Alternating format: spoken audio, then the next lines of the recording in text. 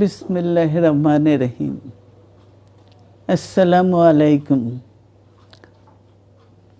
দীর্ঘদিন অসুস্থ থাকার পর আপনাদের সামনে কথা বলতে পারার জন্য আল্লাহর কাছে শুকরিয়া আদায় করছি। আমার কারাবন্দী অবস্থায় আপনারা আমার কারামুক্তি ও রোগ মুক্তির জন্য সংগ্রাম করেছেন, দোয়া করেছেন। সেজন্য আমি আপনাদের সকলকে ধন্যবাদ জানাচ্ছি।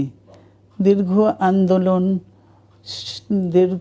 আন্দোলন সংগ্রাম ও ত্যাগের মধ্য দিয়ে আমরা ফ্যাসিবাদী অবৈধ সরকারের কাছ থেকে মুক্তি পেয়েছি। আমি আন্তরিক ধন্যবাদ জানাতে চাই আমাদের বীর সন্তানদের, যারা মরণপণ সংগ্রাম করে এই অসম্ভবকে সম্ভব করেছে।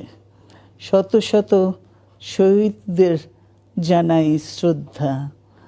এ বিজয় আমাদের নতুন সম্ভাবনা নিয়ে এসেছে। দীর্ঘদিনের নজিরবিহীন দুর্নীতি, গণতন্ত্রের ধ্বংসের স্তূপের মধ্য থেকে আমাদের নির্মাণ করতে হবে এক সমৃদ্ধ বাংলাদেশ। ছাত্র তরুণরাই আমাদের ভবিষ্যৎ। তরুণরা এই যে স্বপ্ন নিয়ে বুকের রক্ত ঢেলে দিয়েছে, সেই স্বপ্ন বাস্তবায়নে করতে মেধা, যোগ্যতা, জ্ঞান ভিত্তিক গণতান্ত্রিক বাংলাদেশ গড়ে তুলতে হবে।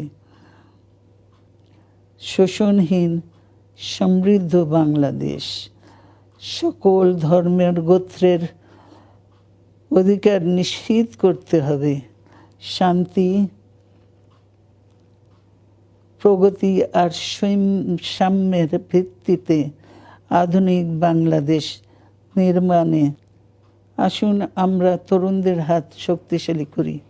ধ্বংস নয়, প্রতিশোধ নয়, প্রতিহিংসা নয়, ভালোবাসা, শান্তি ও জ্ঞান ভিত্তিক সমাজ গড়ে তুলি। আল্লাহ হাফেজ।